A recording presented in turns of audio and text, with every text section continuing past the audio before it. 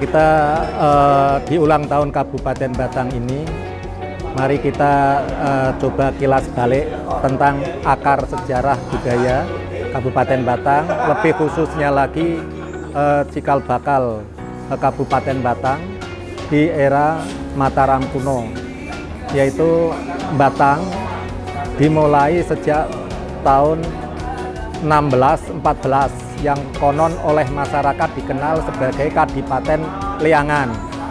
Kadipaten Leangan ini berdiri sejak tahun 1614. Yang pertama Adipati Pemajegan Dipokusumo, kemudian Kadipaten Leangan kedua dijabat oleh Adipati Mandurorjo atau Tumenggung Mandurorjo dari 1614 sampai 1622.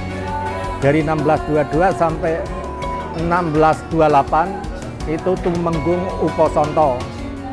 Itu kira-kira yang Kabupaten Batang atau Kadipaten Batang periode pertama. Kemudian Kadipaten Batang periode kedua itu mulai dari 1622 sampai muncul Kabupaten Batang lagi tahun 1731, berjalan efektif sampai 30 Desember 1935. Nah, kemudian 1 Januari 1936 Kadipaten Batang menyatakan bergabung dengan Kabupaten Pekalongan.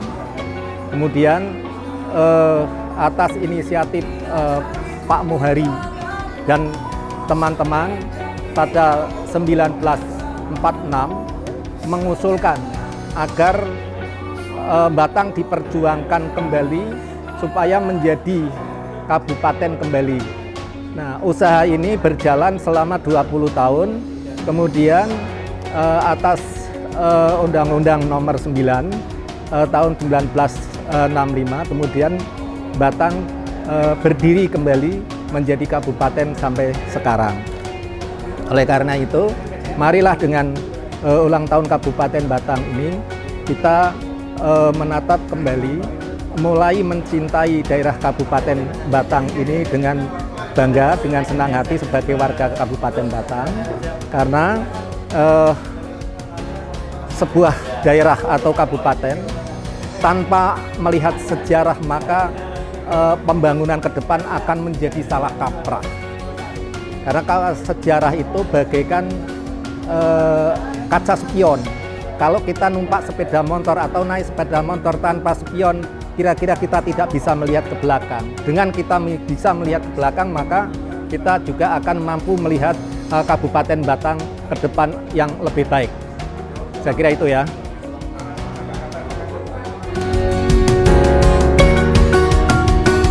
Ya, berbicara tentang Kerajaan Mahasin yang kita serap, yang informasi yang kita dapatkan, konon Kerajaan Mahasin itu berada di Kecamatan Warongasem.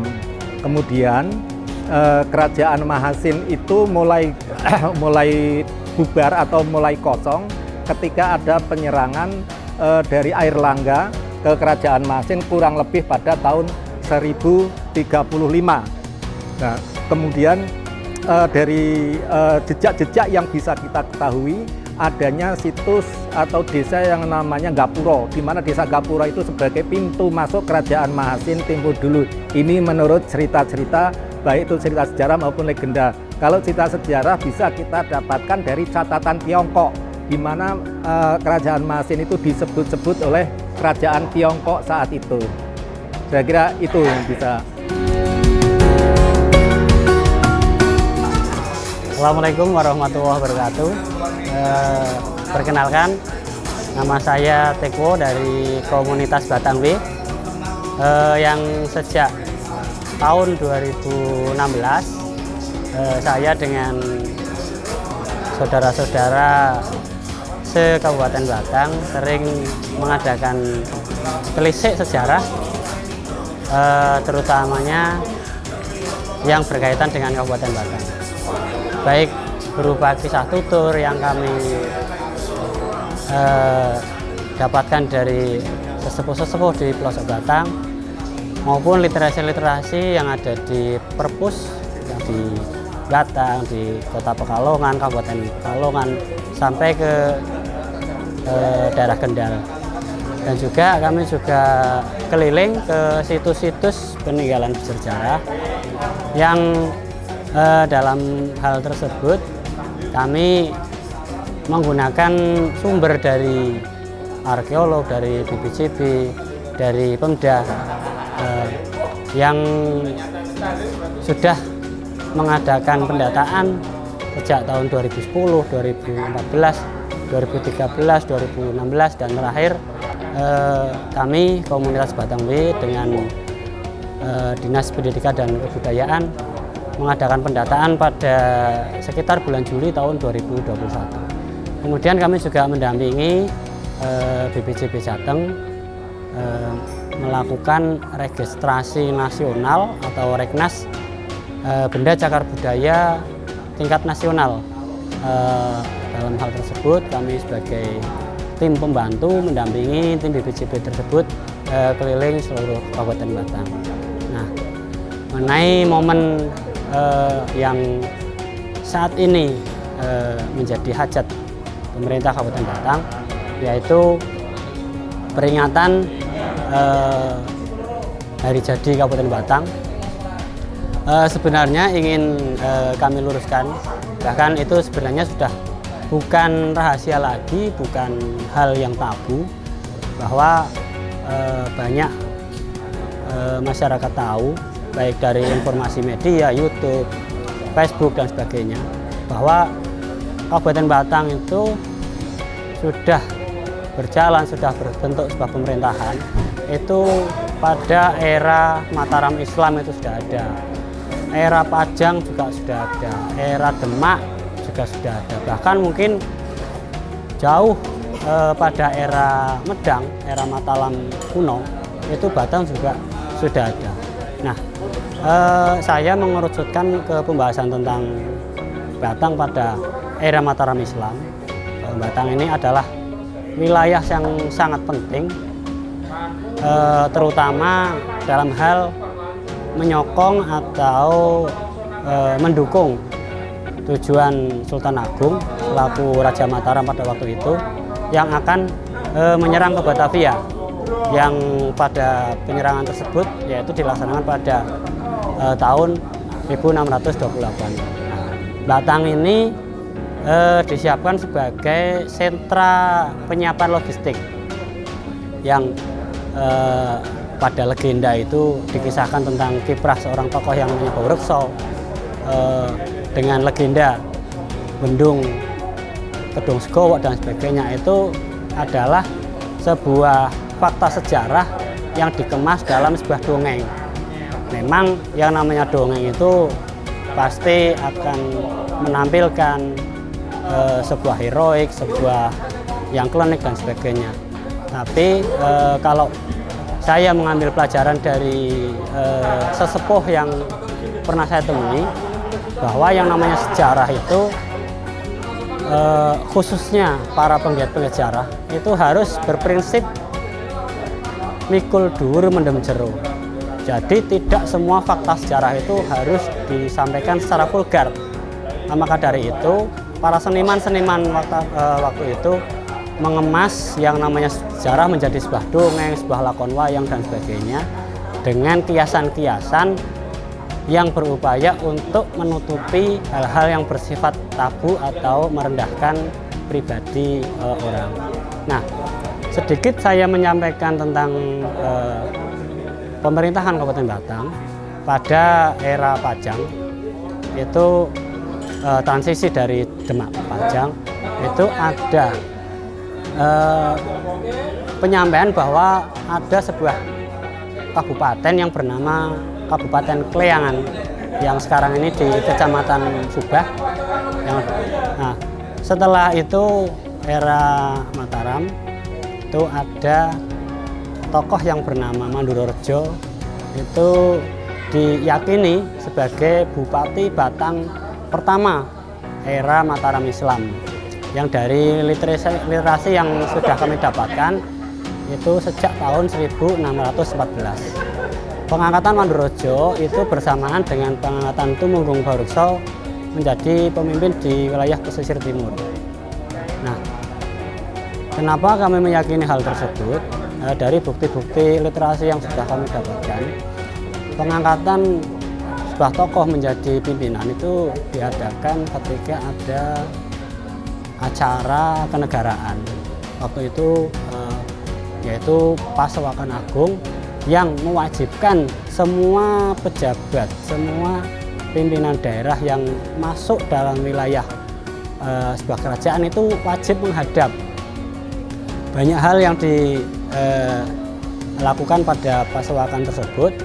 Nah, kalau bahasa sekarang itu pelantikan Mandurojo itu terjadi pada tahun kedua kepemimpinan Sultan Agung, yaitu tahun 1614. Seiring berjalannya waktu, pasang surutnya pemerintahan Mataram, bahkan ketika Mataram terpecah menjadi beberapa bagian-bagian, Batang masih eksis menjadi sebuah kabupaten. Singkat cerita, sampai pada era perjuangan masyarakat melawan kolonial dan sebagainya, Batang merupakan sentra-sentra pejuang, sehingga pada ending cerita tahun 1935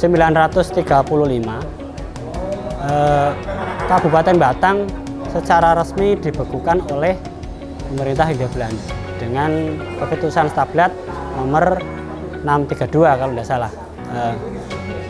Dengan Stablat tersebut, Kabupaten Batang secara pemerintahan Hindia Belanda dihapus dan digabung dengan Kabupaten Pekalongan. Nah, semenjak itulah pemerintahan Batang hilang dengan alasan, dengan dalih pemerintah Belanda saat itu defisit, sehingga sebagai efisiensi ada beberapa kabupaten yang dihilangkan, salah satunya itu Batang, Purwokerto, dan lainnya. Dari kabupaten-kabupaten yang dihapus, sampai saat ini hanya Kabupaten Batang yang bisa menjadi kabupaten lagi. Itu adalah hasil perjuangan tokoh-tokoh Batang yang dimotori Bapak Muhari dan kawan-kawan. Perjuangan untuk membentuk kabupaten itu juga tidak semudah membalikan telapak tangan. Butuh waktu sekitar 20 tahun. 20 tahun mereka berjuang, dan alhamdulillah pada tahun 1966 Batang menjadi kabupaten lagi. Nah, itu perlu kita luruskan bersama bahwa Batang itu bukan hasil pemekaran, bukan pembentukan baru, tapi 1966 itu adalah proses kembali menjadi Kabupaten Batang. Nah, itu sedikit informasi bahwa dari tahun 1614 sampai 1935 setidaknya itu ada 25 bupati yang telah memimpin Kabupaten Batang. Jadi kalau itu dilupakan itu adalah hal yang sangat nista. Nah, itu kami ada catatan-catatannya, mungkin bagi yang ingin sinau bareng, kami juga terbuka. Kami juga tidak pernah menganggap atau memaksa bahwa pendapat kami itu paling benar. Kami sangat terbuka, mari belajar bersama demi meluruskan sejarah, terutama sejarah Kabupaten Batang. Dan itu adalah sedikit yang saya sampaikan tentang Kabupaten Batang.